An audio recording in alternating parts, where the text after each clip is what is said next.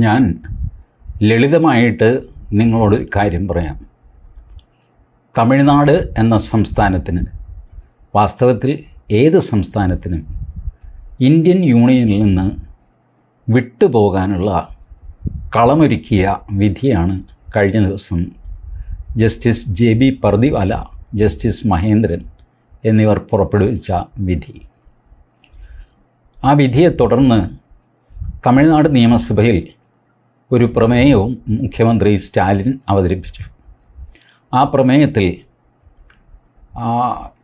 തമിഴ്നാടിൻ്റെ സ്വയംഭരണം അല്ലെങ്കിൽ സംസ്ഥാനങ്ങളുടെ സ്വയംഭരണം, കേന്ദ്രത്തിൻ്റെ അവകാശം, ഇതെല്ലാം പുനഃപരിശോധിക്കുന്നതിനായി ഒരു കമ്മീഷനെ വയ്ക്കുന്നതായി അദ്ദേഹം പ്രഖ്യാപിച്ചു.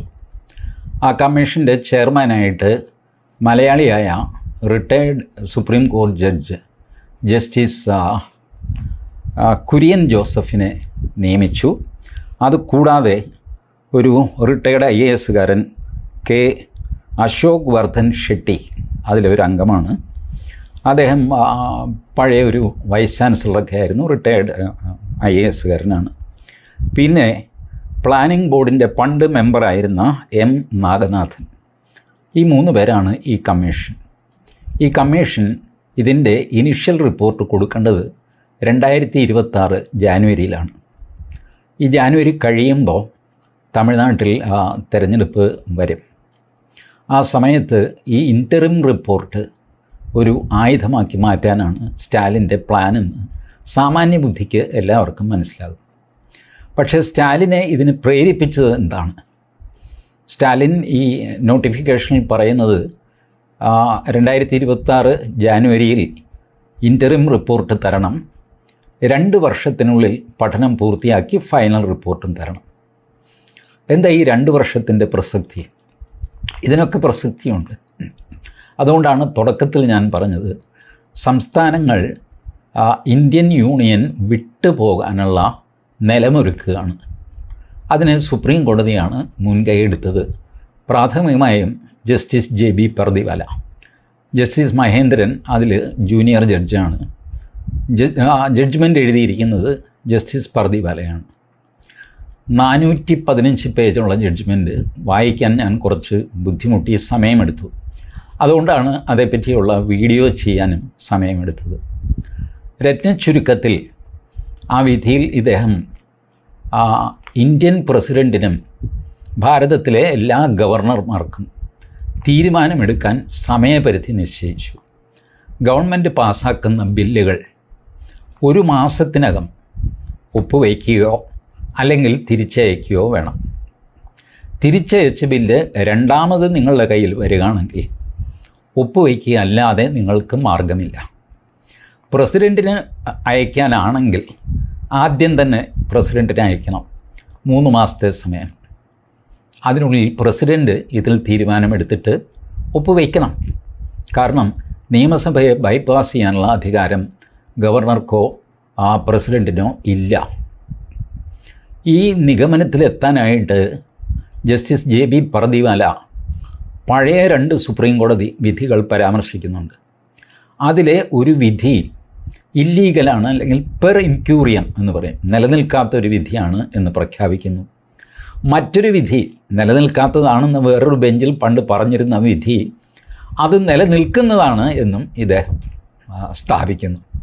ഈ 2 കാര്യങ്ങളാണ്, 2 ഊന്നുവടികളാണ് JB പർദിവാലയുടെ കയ്യിൽ. ഒരെണ്ണം തെറ്റാണ് എന്ന് സുപ്രീം കോടതി കണ്ടെത്തിയത് ശരിയാണെന്ന് ഇദ്ദേഹം കണ്ടെത്തുന്നു, വേറൊരെണ്ണം ശരിയാണ് എന്ന് കണ്ടെത്തിയത് തെറ്റാണെന്നും ഇദ്ദേഹം കണ്ടെത്തുന്നു. എന്നിട്ട് അതിൻ്റെ ബേസിസിൽ ഈ ജഡ്ജ്മെൻറ്റ് എഴുതുന്നു. എന്നിട്ട് ഇദ്ദേഹം പറയുന്നത്, റെപ്രസെൻറ്റേറ്റീവ് ഡെമോക്രസിയെ അഫക്റ്റ് ചെയ്യുന്ന രീതിയിൽ ഗവൺമെൻറ് ഒരു ബില്ല് പാസ്സാക്കുകയാണെങ്കിൽ അത് ഗവർണർ പ്രസിഡൻറ്റിനെ അയക്കണം, പ്രസിഡൻറ്റ് അത് ഞങ്ങൾക്ക് അയക്കണം, സുപ്രീം കോടതിക്ക് അഭിപ്രായത്തിനായിട്ട്. അങ്ങനൊരു വകുപ്പ് ഇതിലുണ്ട്, നമ്മുടെ ഭരണഘടനയിലുണ്ട്, ആർട്ടിക്കിൾ 143. അതനുസരിച്ച് സുപ്രീം കോടതിയുടെ അഭിപ്രായം പ്രസിഡൻറ്റിന് ആരായണം എന്ന് നിർബന്ധമില്ല.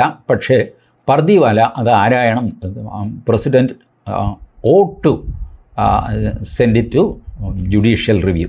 ഇതാണ് അദ്ദേഹം OUGHT എന്നുള്ള വാക്കാണ് ഉപയോഗിച്ചിരിക്കുന്നത്. നിർബന്ധമായും അയച്ചിരിക്കണം എന്ന് സാരം. ഇനി അതയക്കാൻ ഒരു നിയമപരിധി ഉണ്ടോ? ഉണ്ട്. 3 മാസത്തിനുള്ളിൽ ഗവർണറുടെ ഇത് കിട്ടിക്കഴിഞ്ഞാൽ, ഇങ്ങനെ ഒരു ബില്ല് പാസ്സായാൽ റെപ്രസെൻറ്റേറ്റീവ് ഡെമോക്രസി അപകടത്തിലാകുമെന്ന് പ്രസിഡൻറ്റിന് തോന്നുകയാണെങ്കിൽ അത് ശരിയാണോ, ആ തോന്നൽ ശരിയാണോ എന്ന് അറിയാനായിട്ട് ഞങ്ങളോട് ചോദിക്കണം. ഞങ്ങൾ പറയും ആ തോന്നൽ ശരിയാണോ. ഇനിയിപ്പോൾ നിങ്ങൾ നോക്കുക, സ്റ്റാലിൻ ഒരു ബില്ല് കൊണ്ടുവരുന്നു. തമിഴ്നാടിന് സ്വയംഭരണം, തമിഴ്നാട്ടിൽ നീറ്റ് പറ്റില്ല, NEP നാഷണൽ എഡ്യൂക്കേഷൻ പോളിസി പറ്റില്ല, തമിഴ്നാട് GST കൗൺസിലിൽ നിന്ന് പിന്മാറുന്നു, തമിഴ്നാട് വേറൊരു രാഷ്ട്രമാകുന്നു.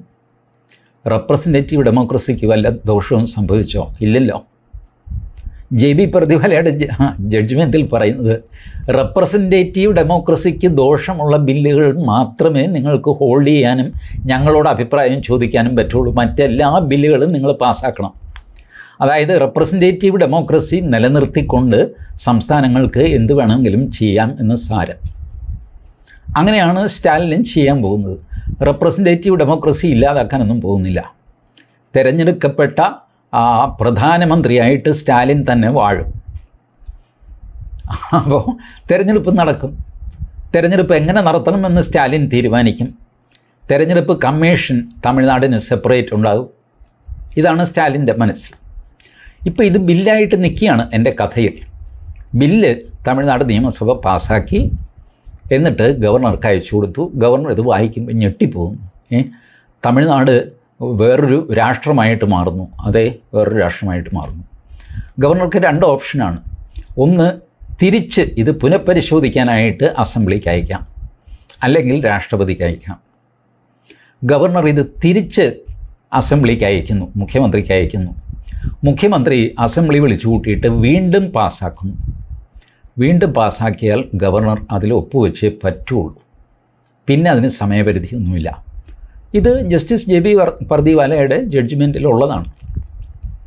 അപ്പോൾ റെപ്രസെൻറ്റേറ്റീവ് ഡെമോക്രസിക്ക് ദോഷമില്ലാത്തിടത്തോളം കാലം ഗവർണർ നിർബന്ധമായിട്ടും അതിൽ ഒപ്പുവയ്ക്കേണ്ടി വരും. അതല്ല പ്രസിഡൻ്റാണ് അയക്കുന്നതെങ്കിൽ റെപ്രസെൻറ്റേറ്റീവ് ഡെമോക്രസിക്ക് കുഴപ്പമുണ്ടോ എന്ന് നോക്കാനായിട്ട് സുപ്രീം കോടതിക്ക് റെഫർ ചെയ്യേണ്ടിയും വരും. ഇതാണ് സെറ്റപ്പ്. അപ്പോൾ റെപ്രസെൻറ്റേറ്റീവ് ഡെമോക്രസി എന്ന് എടുത്തു പറയുന്നുണ്ട്, 2 or 3 സ്ഥലത്ത് എടുത്തു പറയുന്നുണ്ട്. ഈ ഒരു കേസിൽ മാത്രം whenever representative democracy is in peril, ആ ഘട്ടത്തിൽ മാത്രം പ്രസിഡൻറ്റിന് ഞങ്ങൾക്ക് റെഫർ ചെയ്യാം. ഇവർക്ക് റെഫർ ചെയ്തിട്ട് ഇവരൊരു അഭിപ്രായം പറയുന്നു. എന്ത് ചെയ്യാൻ പോകുന്നു? സ്റ്റാലിൻ ഇതിനിടയ്ക്ക് ബില്ലുമായിട്ട് മുന്നോട്ട് പോകും. കാരണം അതിനുള്ള വഴിമരുന്നും സുപ്രീം കോടതി തന്നെ പറഞ്ഞിട്ടുണ്ട്. അനാവശ്യമായിട്ട് വെച്ച് താമസിപ്പിക്കുന്നു എന്ന് ബോധ്യം വന്നു കഴിഞ്ഞാൽ ആ ബില്ല് പാസ്സാക്കിയതായിട്ട് കണക്കാക്കാം. ഇതാണ് സുപ്രീം കോടതി പറഞ്ഞു വെച്ചിരിക്കുന്നത്. അപ്പോൾ സ്റ്റാലിനെ സംബന്ധിച്ചിടത്തോളം ഗവർണർ അനാവശ്യമായിട്ട് വെച്ച് താമസിപ്പിക്കുന്നു. 1 മാസമായി അസൻറ്റ് ഇങ്ങോട്ട് തരേണ്ടതാണ്, തന്നില്ല. തിരിച്ചു തന്നു, പക്ഷേ ഞങ്ങൾ വീണ്ടും അയച്ചു. അപ്പോൾ അത് ഇമ്മീഡിയറ്റ് ഒപ്പിടേണ്ടതാണ്, ഒപ്പിട്ടിട്ടില്ല. അതിനാൽ ഈ പറഞ്ഞ പർദിവാലയുടെ ജഡ്ജ്മെൻ്റ് അനുസരിച്ച് ഞങ്ങളുടെ ഭരണഘടന നിലവിൽ വന്നു കഴിഞ്ഞു. Deem to be given assent എന്നാണ് പർദിവാല പറയുന്നത്. ആ ബില്ലിന് അംഗീകാരം കിട്ടി എന്ന് കരുതണം. സ്റ്റാലിൻ അങ്ങനെ കരുതുന്നു. അങ്ങനെ കരുതിയിട്ട് തമിഴ്നാട് പ്രത്യേക രാജ്യമാകുന്നു. രാജ്യമാകുന്ന നിമിഷം സുപ്രീം കോടതിയുടെ ജൂറിസ്ഡിക്ഷൻ പോയി. പിന്നെ സുപ്രീം കോടതി പറയുന്നത് കേൾക്കാൻ അത് ഇന്ത്യൻ സുപ്രീം കോർട്ടാണ്. തമിഴ്നാടിന് വേറെ സുപ്രീം കോർട്ടുണ്ടാവും. ഒരുപക്ഷെ ആ സുപ്രീം കോർട്ടിൻ്റെ ചീഫ് ജസ്റ്റിസ് കുര്യൻ ജോസഫ് ആകുന്നതിനും തടസ്സമില്ല. I am not casting any aspersion on that honest judge, but as an example I am taking his name. ഇങ്ങനെ സുപ്രീം കോടതി സ്വന്തമായിട്ട് സ്റ്റാലിൻ ഉണ്ടാക്കും. റെപ്രസെൻറ്റേറ്റീവ് ഡെമോക്രസിക്ക് യാതൊരു തടസ്സവും ഇല്ലയെന്ന്, ഒരു പ്രശ്നവുമില്ല. ആരുടെയും വോട്ടവകാശം എടുത്ത് കളയുന്നില്ല, ഒന്നും ചെയ്യുന്നില്ല. അപ്പോൾ നമ്മുടെ ഒരു നാടൻ ചോദ്യമുണ്ട്. അപ്പോൾ എന്താ ഇന്ത്യൻ പട്ടാളം നോക്കിക്കൊണ്ട് നിൽക്കുമെന്നാണോ TG പറയുന്നത്? നോക്കിക്കൊണ്ട് നിൽക്കേണ്ടി വരാം. കാരണം ഈ പരിപാടിയൊക്കെ നടക്കുന്നതിനിടയ്ക്ക് സ്റ്റാലിൻ ചൈനയുമായിട്ട് സംസാരിക്കും. ചൈനയുടെ കയ്യിലാണ് സിലോണിലെ നമ്മളുടെ ശ്രീലങ്കയിലെ ഹമ്പൻതോത്ത പോർട്ട്. ആ പോർട്ടിൽ നിന്ന് ശ്രീലങ്ക കടന്ന് ബംഗാൾ ഉൾക്കടലിലൂടെ തമിഴ്നാട്ടിലേക്ക് എത്താൻ ചൈനയ്ക്ക് വലിയ താമസമൊന്നും വേണ്ട. ചൈന നരേന്ദ്രമോദിക്ക് ഒരു മെസ്സേജ് കൊടുക്കും, ഇങ്ങനെ നിങ്ങളുടെ തമിഴ്നാട് സെപ്പറേറ്റ് രാജ്യമാകുന്നു എന്ന് പറയുന്നു, ഞങ്ങളെ സഹായത്തിന് അപേക്ഷിച്ചിട്ടുണ്ട്, ഞങ്ങൾ ആ സഹായം കൊടുക്കാൻ തീരുമാനിച്ചിട്ടുണ്ട്, അവർ വേറെ രാജ്യമാണ്, നമ്മൾ തമ്മിൽ പെശകരുത്. ഇതായിരിക്കും message. What will you do?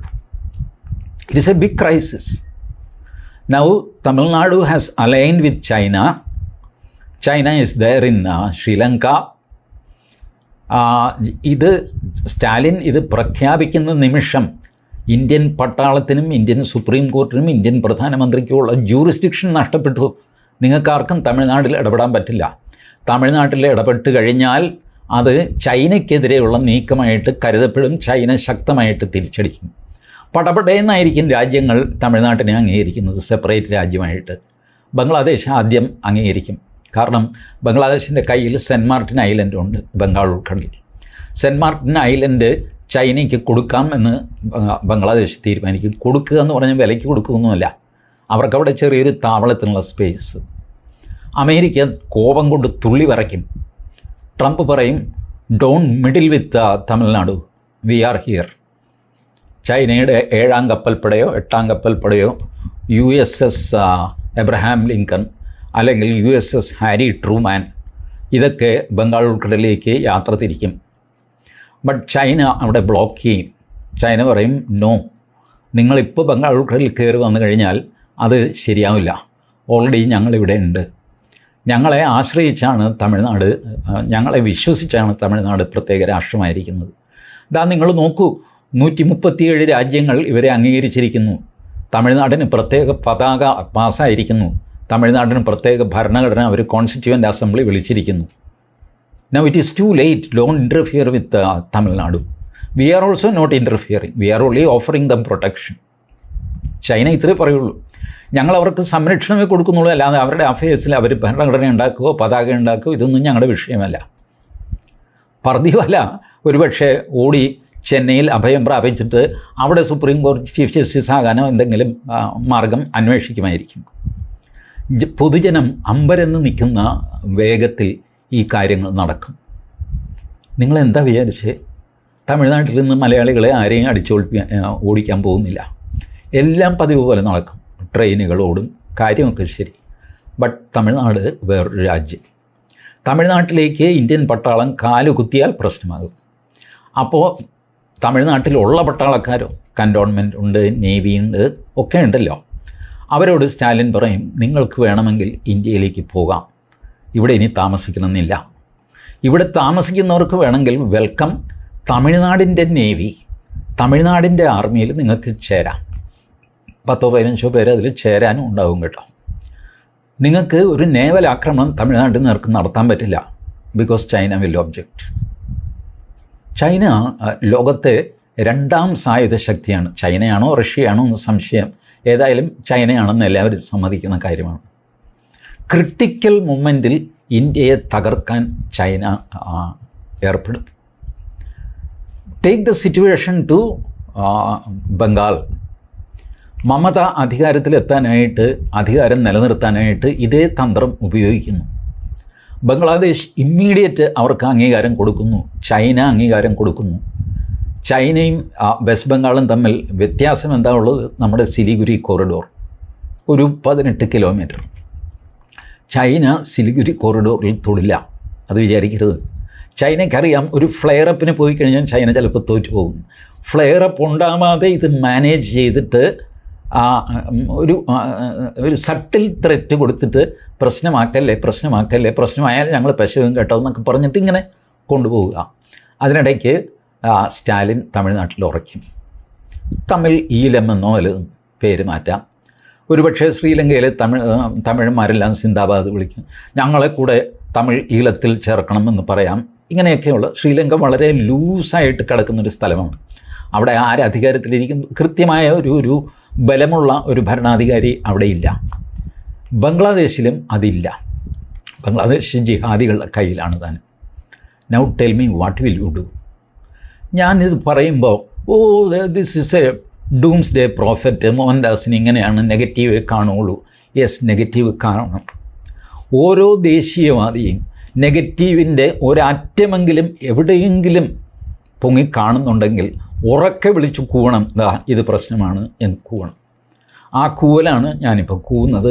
എത്ര ദുർബലമായിക്കോട്ടെ എൻ്റെ ശബ്ദത്തിൽ ഞാൻ നിങ്ങളോട് പറയുന്നത്. One of the most dangerous judgement which has Supreme Court pronounced in the history of Supreme Court. Supreme കോർട്ടിൻ്റെ ചരിത്രത്തിൽ വിഘടനവാദത്തെ പ്രോത്സാഹിപ്പിക്കുന്ന ഇങ്ങനെ വേറൊരു ജഡ്ജ്മെൻറ്റ് ഞാൻ കണ്ടിട്ടില്ല. ദാറ്റ് ടു ഫ്രം 2 ജഡ്ജിമാരാണ്. കോൺസ്റ്റിറ്റ്യൂഷനിലാണ് കൈവയ്ക്കുന്നത്. മിനിമം കോൺസ്റ്റിറ്റ്യൂഷൻ ബെഞ്ചിനെങ്കിലും വിടണ്ടേ? 5 പേരടങ്ങുന്ന കോൺസ്റ്റിറ്റ്യൂഷൻ ബെഞ്ചിനും വിടണ്ടേ? ഇല്ല. 5 പേരടങ്ങുന്ന കോൺസ്റ്റിറ്റ്യൂഷൻ ബെഞ്ച് തന്നെ ഒരു പ്രഹസനമാണ്. ഞാൻ തുറന്ന് നിങ്ങളോട് പറയാം, നിങ്ങൾക്ക് ഞെട്ടലൊന്നും ഉണ്ടാവണ്ട. ഈ മനുഷ്യൻ ഭരണഘടനാ വിരുദ്ധമായിട്ട് പറയുന്നു, അങ്ങനെയൊന്നും അല്ല. ഭരണഘടനയിൽ തന്നെ ഭരണഘടന നിലവിൽ വരുമ്പോൾ സുപ്രീം കോടതിയിൽ 8 ജഡ്ജിമാരേ ഉള്ളൂ. അന്ന് ഭരണഘടനാ ബെഞ്ച് 5 പേരാക്കി. കാരണം 8ൻ്റെ പകുതി 4, അതിൽ ഒരാൾ കൂടെ ഇരിക്കട്ടെ എന്ന് പറഞ്ഞിട്ട് 4 1 5 ആക്കി. മാത്രമല്ല ഒറ്റ സംഖ്യ വേണം താനും, എങ്കിൽ ഇത് തീരുമാനം ഉണ്ടാവുള്ളൂ. ഇരട്ട സംഖ്യയാണെങ്കിൽ പകുതി വീതിച്ചു കഴിഞ്ഞാൽ പിന്നെ എന്താ ചെയ്യുക? ഈ ഒരു പ്രശ്നമുണ്ട്. അപ്പോൾ 8 പേരുണ്ടായിരുന്നപ്പോൾ 5 പേരുടെ ബെഞ്ച് ഭരണഘടനാ ബെഞ്ചായിരുന്നു. ഇപ്പോൾ 34 ജഡ്ജിമാരാണ് സുപ്രീം കോടതിയിൽ. 34 ജഡ്ജിമാർ. അപ്പോൾ 34ൻ്റെ പകുതി 17 അംഗ ബെഞ്ചെങ്കിലും വേണ്ടേ? സത്യത്തിൽ കോൺസ്റ്റിറ്റ്യൂഷണൽ പ്രിൻസിപ്പിൾ അനുസരിച്ച് പകുതിയിൽ ഒരു അല്പം കൂടുതൽ വേണം. അപ്പോൾ 17 പകരം 19 പേരെങ്കിലും വേണം. ഇങ്ങനെ ഒരു പ്രശ്നം ഈ ഗവർണർക്ക് കൂച്ചുവിലങ്ങിടുക, പ്രസിഡൻറ്റിന് കൂച്ചുവിലങ്ങിടുക, ഗവർണർമാർക്ക് റിട്ട് ഓഫ് മാൻഡമസ് ഇഷ്യൂ ചെയ്യുക, നിങ്ങളിങ്ങനെ ചെയ്തില്ല അതുകൊണ്ട് ഞങ്ങളങ്ങ് കയറി ചെയ്യുകയാണെന്ന് പറഞ്ഞിട്ട് ഡീംഡ് അപ്രൂവൽ എന്ന് എഴുതി കൊടുക്കുക. And you know what are the case? Pending bill എന്താണെന്നറിയാമോ? 12 ബില്ലുകളാണ് തമിഴ്നാടിൻ്റെ പെൻഡിങ് ഉണ്ടായിരുന്നത് ഈ വഴക്ക്. അതിൽ 10 ബില്ലും യൂണിവേഴ്സിറ്റിയെ ചൊല്ലിയുള്ളതാണ്. ഫിഷറീസ് യൂണിവേഴ്സിറ്റി, മറ്റേ യൂണിവേഴ്സിറ്റി, മറിച്ച് യൂണിവേഴ്സിറ്റി. 10 ബില്ലും എന്ന് വെച്ചാൽ ഗവർണറുടെ അധികാരമല്ല, ചാൻസലറുടെ അധികാരത്തിൽ കടന്നു കയറാനാണ് സ്റ്റാലിൻ പുറപ്പെട്ടത്. അതിലാണ് വഴക്ക്. കേരളത്തിലും വഴക്കുണ്ടായത് ചാൻസലറുടെ കാര്യത്തിലാണല്ലോ. ഗവർണറും മുഖ്യമന്ത്രി പിണറായി വിജയനും തമ്മിലല്ല വഴക്ക് ചാൻസലറും മുഖ്യമന്ത്രിയും തമ്മിലാണ്. വൈസ് ചാൻസലർമാർ വേറെ, അവരുടെ മുകളിൽ ചാൻസലർ, അത് ഗവർണറാണ്. ഇത് തന്നെയാണ് തമിഴ്നാട്ടിലെ സിസ്റ്റം. അപ്പോൾ 10 ബില്ല് ഈ പറഞ്ഞ യൂണിവേഴ്സിറ്റികളുടെ ബില്ലാണ്. അതിൻ്റെ അധികാരങ്ങൾ, ഗവർണറുടെ അധികാരങ്ങൾ കവർന്നെടുക്കുന്ന ബില്ലുകളാണ്.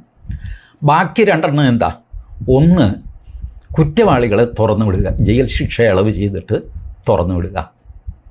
ഇതായിരുന്നു ഒരു ബില്ല്. രണ്ടാമത്തത്, തമിഴ്നാട്ടിൽ PSC ഉണ്ട്, നമ്മളെപ്പോലെ TNPSC. അതിൽ ഇപ്പോൾ 5 അംഗങ്ങളാണ്, അത് 15 അംഗങ്ങളാക്കണം. അതാണ് ബില്ല്. ഇപ്പം ഗവർണർ പറഞ്ഞു, എന്തിനാണോ ഈ 15 പേര്? എന്താ ഇവർക്കൊക്കെ ജോലി? ഇത്രയും ശമ്പളമൊക്കെ കൊടുത്തിട്ട് 15 ആക്കാൻ? അല്ലെ കേരളത്തിൽ 20 21 മറ്റോ ഉണ്ട്. അപ്പോൾ തമിഴ്നാട് പുറകിലാകാമോ? കുറേ DMK-കാരൻ അവനെ പ്രൊഫസറെയൊക്കെ നിയമിക്കാനായിട്ട് സാധനം വേണം. ഇങ്ങനെയാണ് 10 2 12 ബില്ല് ഇരുന്ന് പോയത്. ഇതിൽ ശിക്ഷാ ഇളവ് കൊടുത്തു വിടാനായിട്ട് 978 പേരുടെ മറ്റോ ലിസ്റ്റ് ഉണ്ടായിരുന്നു. അതിൽ 10-700 പേരെ ഇദ്ദേഹം സമ്മതിച്ചു, ഗവർണർ സമ്മതിച്ചു. 10-200 പേരുടെ കാര്യത്തിൽ എക്സ്പ്ലനേഷൻ ചോദിച്ചു. എന്താ ഇത്? ഇരട്ട കൊലപാതകം, ഇരട്ട ബലാത്സംഗമൊക്കെ ചെയ്തവനെ തുറന്നു വിടുന്നു. അത് പിടിച്ചില്ല. അങ്ങനെയാണ് ഈ ഡിസ്പ്യൂട്ടിൻ്റെ ഉത്ഭവം. അത്ര ഹീനമായ കാര്യങ്ങളാണ് സ്റ്റാലിൻ ആവശ്യപ്പെടുകയും സുപ്രീം കോടതി it is deemed to be given assent എന്ന് പറയുകയും ഇതൊക്കെ പാസ്സാക്കിയതായി പ്രഖ്യാപിക്കുന്നു. ഈ പ്രഖ്യാപിച്ച ആളിന് നാളെ അവിടെ ജൂറിസ്ഡിക്ഷൻ ഉണ്ടാവില്ല എന്നുള്ള യാഥാർത്ഥ്യം അദ്ദേഹം മറന്നുപോകുന്നു. ഇതാണ് തമിഴ്നാട്ടിൽ സംഭവിക്കാൻ പോകുന്നത് എന്ന് ഞാൻ ഭയപ്പെടുന്നു. എൻ്റെ ഭയപ്പാട് ഞാൻ നിങ്ങളോട് പങ്കുവയ്ക്കുന്നു. ഇത് കാണുന്ന വക്കീലന്മാരോ ഭരണഘടനാ വിദഗ്ധന്മാരോ ഉണ്ടെങ്കിൽ ഇവിടെ അല്ലറ ചില്ലറ തെറ്റ് ഞാൻ പറഞ്ഞതിലുണ്ടോ എന്ന് നിങ്ങൾക്ക് കണ്ടുപിടിക്കാൻ വിരോധമില്ല.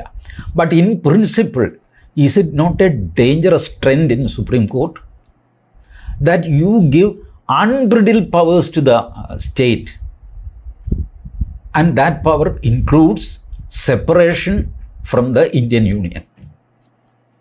ആകെ ഒരേ ഒരു റൈഡർ ഇട്ടിരിക്കുന്നത് റെപ്രസെൻറ്റേഷണൽ ഡെമോക്രസിക്ക് ദോഷം വരരുത്.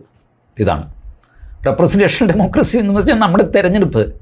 സ്റ്റാലിൻ തെരഞ്ഞെടുപ്പ് നടത്തുമെന്ന്, തെരഞ്ഞെടുപ്പൊക്കെ നടത്തും. അയാൾക്കെതിരെ ആരും വോട്ട് ചെയ്ത് അത് നോക്കാം. ഇലക്ഷൻ കമ്മീഷൻ ആരാണെന്ന് അയാൾ തീരുമാനിക്കുക, ഇലക്ഷൻ ഉദ്യോഗസ്ഥർ ആരാണെന്ന് തീരുമാനിക്കുക. നമ്മളുടെ ഇത് അദ്ദേഹത്തിന് ബാധകമല്ലല്ലോ. EVM VVPAT ഘടിപ്പിച്ച് EVM ഒന്നും ബാധകമല്ല. ബാലറ്റ് പേപ്പറാണ്. DMKയുടെ ഗുണ്ടകൾ ഇറങ്ങിയിട്ട് പഴയ പോലെ കുത്തി പെട്ടി നിറച്ചിട്ട് എണ്ണിക്കോളാൻ പറയും. ഇതൊക്കെ ചെയ്യും. It's all democracy. ഡെമോക്രസിക്ക് ഒരു ദോഷവും വരുന്നില്ല. ഇനി ദോഷം വരുന്നുണ്ട് എന്ന് വിചാരിച്ചാൽ പോലും നിങ്ങൾക്ക് ഇടപെടാനും പറ്റില്ല. കാരണം നിങ്ങളുടെ അധികാരം അസ്തമിച്ചു കഴിഞ്ഞു. നിങ്ങൾ തന്നെ ഭസ്മാസുരന് വരം കൊടുത്തു കഴിഞ്ഞു. ഇനിയിപ്പോൾ നിങ്ങൾ എന്ത് ചെയ്യാൻ പോകുന്നു? ആ ഭസ്മാസുരൻ ചൈനയുമായിട്ട് നെഗോഷിയേറ്റ് ചെയ്തിരിക്കുന്നു രാത്രിക്ക് രാത്രി. ഇതിനൊക്കെ സെക്കൻഡ്സ് മതി ഈ തീരുമാനങ്ങളൊക്കെ എടുക്കാൻ. നിങ്ങൾ കണ്ടിട്ടില്ലേ മിന്നൽ പോലെ ഇസ്രായേൽ ആക്ട് ചെയ്യുന്നത്? കരാറൊപ്പിട്ടു, വെടിനിർത്തലൊപ്പിട്ടു. അന്ന് രാത്രി വലിയ ബോംബുകൾ വീഴുന്നു. അതെന്താണെന്ന് ചോദിച്ചപ്പോൾ വെടിനിർത്തൽ അവൻ പാലിച്ചില്ല. ന്യായമൊക്കെ പറയാനാണോ പ്രയാസം? You use your power, your weapons. ചൈനയുടെ കയ്യിൽ ആയുധങ്ങൾ എത്രയാണ്? ആണവശക്തിയാണ് ചൈന, നമ്മളും ആണവശക്തിയാണ്. പക്ഷേ ഒരു ആണവ യുദ്ധത്തിന് നമ്മൾ തയ്യാറാണോ? ചൈനയും ഒരുപക്ഷെ തയ്യാറാകില്ല. ബട്ട് ഒരു കൺവെൻഷണൽ വാറിൽ നമ്മളെ വീഴ്ത്താനുള്ള സകല സാമർഥ്യവും ചൈനയ്ക്കില്ലേ? ഉണ്ടെന്നാണ് ഞാൻ പബ്ലിക് ഡൊമൈനിൽ നിന്ന് മനസ്സിലാക്കുന്നത്. കഴിഞ്ഞ ആഴ്ചയാണ് ഇസ്രായേൽ നമുക്ക് തന്ന ഒരു ഡ്രോൺ, അത് പറപ്പിക്കുമ്പോൾ അതിൻ്റെ നിയന്ത്രണം ചൈന ഏറ്റെടുത്തു. നമ്മുടെ നിയന്ത്രണത്തിൽ നിന്ന് പോയി. നമ്മൾ ഞെട്ടിയില്ല, പക്ഷേ ഇസ്രായേൽ ഞെട്ടി. അവരപ്പം തന്നെ വീണ്ടും അതിൻ്റെ സോഫ്റ്റ്വെയർ മാറ്റി, അവർ കൺട്രോൾ തിരിച്ചെടുത്തു. ഇതാണ് അന്താരാഷ്ട്ര തലത്തിൽ നടക്കുന്നത്. പഴയ പോലെ പട്ടാളക്കാർ ഗ്രൗണ്ടിൽ ഇറങ്ങി ബൂട്ട്സ് ഓൺ ദ ഗ്രൗണ്ട് അതൊന്നും അല്ല. ഇപ്പോൾ നടക്കുന്നത് മുഴുവൻ ഒരുതരം സ്റ്റാർ വാർസാണ്. സാറ്റലൈറ്റുകൾ തമ്മിലുള്ള യുദ്ധം, അല്ലെങ്കിൽ മിസൈലുകൾ തമ്മിലുള്ള യുദ്ധം ഒക്കെയാണ് നടക്കുന്നത്. ആ യുദ്ധത്തിൽ ചൈനയെ ഔട്ട്സ്മാർട്ട് ചെയ്യാൻ നമുക്ക് സാധിക്കുമെന്ന് തന്നെ വിചാരിക്കുക. ബട്ട് എത്ര നാളെടുക്കും? അപ്പോഴത്തേക്ക് തമിഴ്നാടിൻ്റെ അവസ്ഥ എന്താകും? ഇതേപോലെ മമതാ ബാനർജിയും കൂടെ ഇതിലപ്പുറവും ചെയ്യുന്ന സ്ത്രീയാണ് അവർ. ഭാരതത്തിൻ്റെ ഇൻറ്റഗ്രിറ്റിക്ക്, അഖണ്ഡതയ്ക്ക് സാരമായ പരിക്കേൽപ്പിച്ച വിധിയാണിത്. ഈ വിധി ഉടൻ തന്നെ, വേറെ ആർക്കും ഇത് റെസ്ക്യൂ ചെയ്യാൻ പറ്റില്ല, ഉടൻ തന്നെ കോൺസ്റ്റിറ്റ്യൂഷണൽ ബെഞ്ച് അല്ലെങ്കിൽ ഒരു 3 ജഡ്ജ് ബെഞ്ചെങ്കിലും ഈ വിധി റീകോൾ ചെയ്തിട്ട് സ്റ്റേ ചെയ്യണം. ഇമ്മീഡിയറ്റ്ലി ഫോർത്ത് വിത്ത് ഈ വിധി സ്റ്റേ ചെയ്യണം. അല്ലെങ്കിൽ ഈ പറഞ്ഞതെല്ലാം സംഭവിച്ചു എന്ന് വരാം. അതിനിടയാവാതിരിക്കട്ടെ എന്നാണ് എൻ്റെയും പ്രാർത്ഥന. പക്ഷേ രാജ്യം പോകുന്ന പോക്ക് കണ്ടാലുണ്ടില്ല, പേടിയാവുന്നു. പ്രത്യേകിച്ച് സുപ്രീം കോടതി പോകുന്ന പോക്ക്. പലപ്പോഴും അന്തം വിടുന്ന വിധികളാണ് സുപ്രീം കോടതിയിൽ നിന്നുണ്ടാകുന്നത്. ഞാൻ 1 by 1 പലതവണ നിങ്ങളോട് പല വിധികളെപ്പറ്റി പറഞ്ഞിട്ടുണ്ട്. ഈ വിധി ഞാൻ പറയാൻ താമസിച്ച് ഞാൻ പറഞ്ഞില്ലേ, 415 പേജ് ഉണ്ടായിരുന്നു. ഞാൻ അങ്ങോട്ടും ഇങ്ങോട്ടുമൊക്കെ സ്ക്രോൾ ചെയ്ത് കമ്പ്യൂട്ടറിൽ നോക്കി എവിടെയെങ്കിലും ഒരു ആശയുടെ കിരണമുണ്ടോ? ഇല്ല. സകലതും ജസ്റ്റിസ് JB പർദിവാല അടച്ചു കളഞ്ഞു. ഒരു ഭാവിയും ഇല്ലാത്ത വിധം. അദ്ദേഹത്തിന് ദേഷ്യം വന്ന് എഴുതിയ വിധിയാണ്. അവസാന ഭാഗമൊക്കെ വായിച്ചാൽ കാണാം, ഒരേ കാര്യം വീണ്ടും റിപ്പീറ്റ് ചെയ്യുന്നു, എംഫസിസ് കൊടുക്കുന്നു, വീണ്ടും പറയുന്നു. ഞാൻ മറ്റേ പാരഗ്രാഫിൽ പറഞ്ഞത് ഒന്നുകൂടെ വ്യക്തമാക്കാമെന്ന് പറയുന്നു. അങ്ങനെ വിധി വലുതാകുന്നു. He has written this judgement with some vengeance against the governors and the Indian union. Governor overplay ചെയ്ത ഒരു ഇഷ്യൂ, പ്രസിഡൻറ്റ് ഓവർപ്ലേ ചെയ്ത ഒരു ഇഷ്യൂ, ഇതൊന്നും സുപ്രീം കോടതിയുടെ പരിശോധനയിൽ വരുന്നതല്ല, ഒരിക്കലും വരാനും പാടില്ല. ഗവർണർക്ക് റിട്ട് ഓഫ് മാൻഡമസ് അയക്കാൻ നിങ്ങൾക്ക് സാധ്യമല്ല. ബട്ട് ഇതങ്ങ് ചെയ്യുകയാണ്. അതിന് ഉപയോഗിക്കുന്ന വകുപ്പ് ഏതാണെന്നറിയാമോ? ഭരണഘടനയുടെ ആർട്ടിക്കിൾ 142ൽ ഈ പറഞ്ഞ കംപ്ലീറ്റ് ജസ്റ്റിസിന് വേണ്ടിയിട്ട് സുപ്രീം കോടതിക്ക് ഏത് തീരുമാനവും എടുക്കാം എന്നുണ്ട്. ആ തീരുമാനം എടുത്ത കേസും ഇദ്ദേഹം ഉദ്ധരിക്കുന്നുണ്ട്. ഏതാണെന്നറിയാമോ? പേരറിവാളൻ്റെ കേസ്. രാജീവ് ഗാന്ധിയെ കൊന്ന പേരറിവാളൻ, ആ ഗ്യാങ്ങിലുണ്ടായിരുന്ന ആൾ, അവർക്ക് ബാറ്ററി സപ്ലൈ ചെയ്ത ആൾ. അയാളെ തൂക്കിക്കൊല്ലാൻ വിധിച്ചു. പക്ഷേ തൂക്കിക്കൊല്ലാതെ ഇങ്ങനെ ഇട്ടുകൊണ്ടിരിക്കുന്നു. ഗവർണറും തീരുമാനം എടുത്തിട്ടില്ല, പ്രസിഡൻറ്റും തീരുമാനം എടുത്തിട്ടില്ല. ഒരു മനുഷ്യജീവൻ്റെ കാര്യമല്ലേ. അതിലിടപെട്ട് സുപ്രീം കോടതി പറഞ്ഞു, ആർട്ടിക്കിൾ 142 വെച്ചിട്ട് ഞങ്ങൾ പേരറിവാളനെ തുറന്നു വിടുന്നു. ഇത്രയൊക്കെ സഹിച്ചത് മതി, തൂക്കിക്കൊല്ലുന്നതിലും ദുരിതം അയാൾ അനുഭവിച്ച് കഴിഞ്ഞു, അതുകൊണ്ട് വിട്ടേക്കെന്ന് പറയും. ഇതൊരു കേസ്. വേറൊരു കേസ് എനിക്കറിയാവുന്നത് 2 പേരുടെ വിവാഹമോചന കേസാണ്. രണ്ടും വലിയ പദവിയിലിരിക്കുന്ന ആൾക്കാർ, പുറത്ത് പറയാൻ മോശം. ഈ കേസ് ഫൈറ്റ് ചെയ്ത് ഇവർ അങ്ങോട്ടും ഇങ്ങോട്ടും കൗണ്ടർ കേസ്, ക്രിമിനൽ കേസ് അതൊക്കെ കൊടുത്ത് വഷളായി. ഫൈനലി 2 പേർക്കും ഇതിൽ നിന്ന് ഊരിയിട്ട്, അത് മാത്രമല്ല അവർക്ക് ഏതോ വിദേശ സഞ്ചാരം അതൊക്കെ നടത്താനുണ്ട്. അവർ കല്യാണം കഴിച്ചവരേ അല്ല എന്ന് ഡിക്ലെയർ ചെയ്ത് കിട്ടണം. ഒരിക്കൽ കല്യാണം കഴിച്ചു, പിന്നെ വിവാഹമോചനമല്ലേ സാധ്യമാവുള്ളൂ. കല്യാണത്തിന് പുറകിലേക്ക് പോകാൻ പറ്റില്ലല്ലോ, കല്യാണം സംഭവിച്ചു കഴിഞ്ഞതല്ലേ. അവിടെ സുപ്രീം കോടതി ഈ 142 പവർ ഉപയോഗിച്ചു. എന്നിട്ട് പ്രഖ്യാപിച്ചു ഇവരുടെ കല്യാണം നടന്നിട്ടേയില്ല. അതിൽ സുപ്രീം കോടതി എഴുതി ഈ 2 വ്യക്തികൾ ഇത്രയും ദുരിതം അനുഭവിക്കുന്നു, അവർക്ക് ഒരുമിച്ച് താമസിക്കാനും പറ്റുന്നില്ല, പക്ഷേ അവർക്ക് കല്യാണം കഴിച്ചു എന്നുള്ള ഹിസ്റ്ററി അവരുടെ ഫ്യൂച്ചർ ജീവിതത്തെ ബാധിക്കുന്നു. അതുകൊണ്ട് ഇവർ കല്യാണം കഴിച്ചിട്ട് ലീഗലി ഇവർ കല്യാണം പണ്ട് നടത്തിയ ചടങ്ങും സംഗതിയൊക്കെ നൾ ആൻഡ് വോയിഡായിട്ട് സുപ്രീം കോടതി പ്രഖ്യാപിച്ചു. ഇങ്ങനെ മനുഷ്യജീവൻ്റെ, മനുഷ്യഹൃദയങ്ങളുടെയൊക്കെ വളരെ വൈകാരികമായ ഭാവങ്ങളിൽ അവർക്ക് അവർ വിചാരിക്കുന്ന നീതി എന്ന് പറയുന്ന സാധനം കൊടുക്കാൻ വേണ്ടിയിട്ടാണ് ഭരണഘടനയിൽ ഈ 142 എന്ന ആർട്ടിക്കിൾ ഉള്ളത്. അല്ലാതെ ഒരു വാള് കയ്യിൽ കൊടുത്തിട്ട് ഇതുകൊണ്ട് ആരെ വേണമെങ്കിലും വെട്ടിക്കോടാ എന്ന് പറയുന്നത് ശരിയല്ല. ഇപ്പോൾ സുപ്രീം കോടതി ചെയ്തിരിക്കുന്നത്, സുപ്രീം കോടതിക്ക് ജനങ്ങൾ ഭരണഘടന വഴി ഒരു വടി കൊടുത്തു, ആർട്ടിക്കിൾ 142. വഴിയിൽ വല്ല പട്ടിയോ എന്തെങ്കിലും വരികയാണെങ്കിൽ തല്ലാനായിട്ട്. ഈ വടി വാങ്ങിച്ചിട്ട് സുപ്രീം കോടതി ഇന്ത്യൻ ജനതയെ തല്ലിയിരിക്കുകയാണ് ഈ വിധിയിലൂടെ. സുപ്രീം കോടതി നമ്മൾ ഭസ്മാസുരന് വരം കൊടുത്ത പോലെയായി. സുപ്രീം കോടതി സ്റ്റാലിന് വരം കൊടുത്തു, അതും ഭസ്മാസുരന് വരം കൊടുത്ത പോലെയായി. സുപ്രീം കോടതിയുടെ സ്വന്തം ജൂറിസ്ഡിക്ഷൻ തെറിച്ചു പോകുന്ന കാഴ്ചയായിരിക്കും ഇനി വരാനുള്ളത് എന്ന് ഞാൻ ഭയപ്പെടുന്നു. എൻ്റെ ഭയപ്പാട് നിങ്ങളോട് ഷെയർ ചെയ്യുന്നു. ഇതിൽ കൂടുതൽ ഞാൻ എന്ത് പറയാനാണ്. Thank you.